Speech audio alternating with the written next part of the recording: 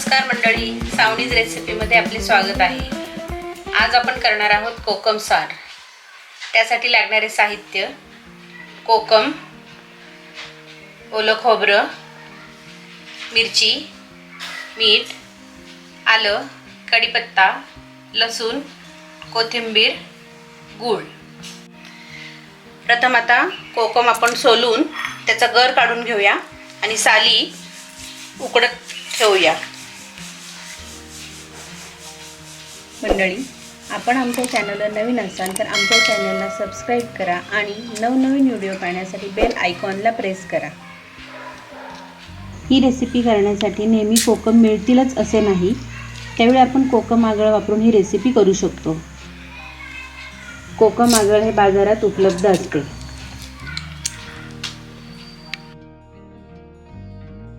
अशा पद्धतीने सर्व कोकमांचा गर काढून घेतलेला आहे। पाणी एक साईडला उकळत ठेवलेलं आहे। आता हे जे सोललेल्या कोकमच्या साली आहेत त्या आपल्याला या उकळत्या पाण्यामध्ये टाकून उकळून घ्यायचे आहेत 10 मिनिटं। कोकम शिजेपर्यंत आपण वाटण करून घेऊया। खोबरं, मिरची, आलं, कोथिंबीर।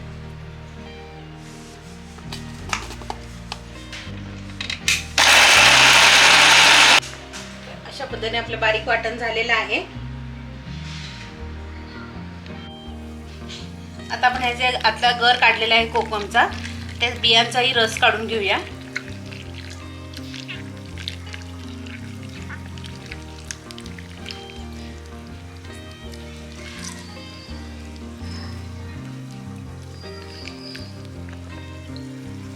बियांचा रस काढून झालेला आहे।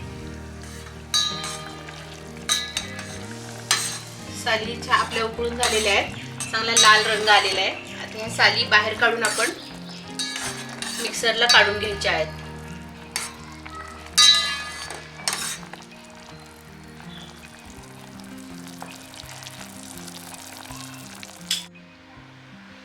आपल्या कोकमच्या साली उकडून झालेल्या आहेत।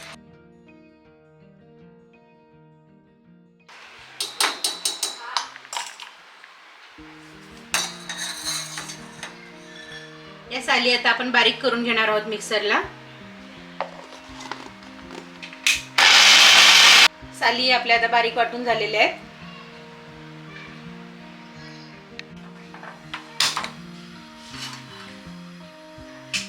आता आपण कोकम सार तयार करायला घेऊया।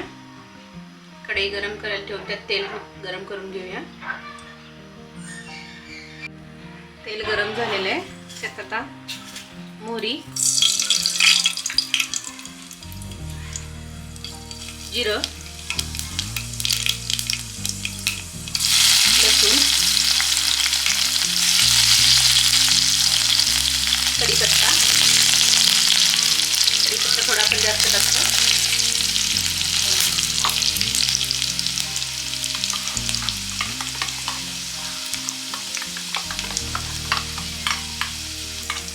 जिरं मोहरी छान तडतडले आहे। आता आपण एक वाटण केलेलं टाकून घेऊया।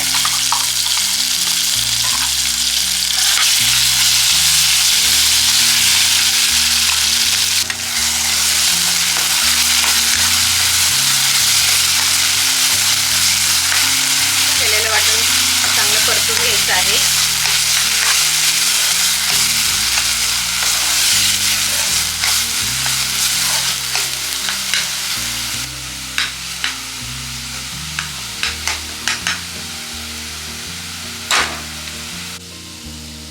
वाटण आता परतून झालेले आहे। यात आपण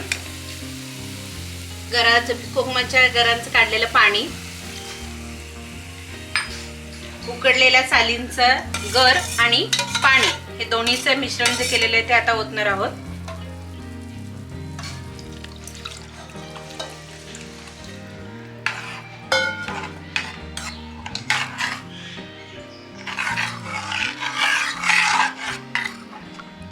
कोकमाच्या साली ज्या उकडून घेतलेल्या आहेत ते पाणी टाकून द्यायचं नाहीये, आपण वाटण केल्यानंतर त्यात ते मिक्स करायचं आहे। आता आपण यात मीठ आणि गूळ ऍड करणार आहोत। चवीनुसार मीठ टाकूया। जो आपण बारीक केलेला गूळ आहे तो पण आपण टाकणार आहोत.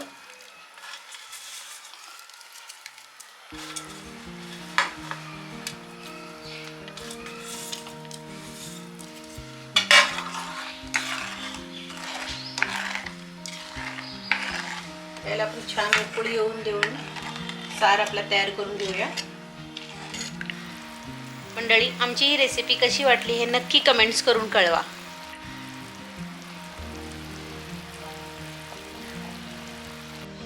अशा पद्धतीने आपला हा कोकम सार तयार झालेला आहे.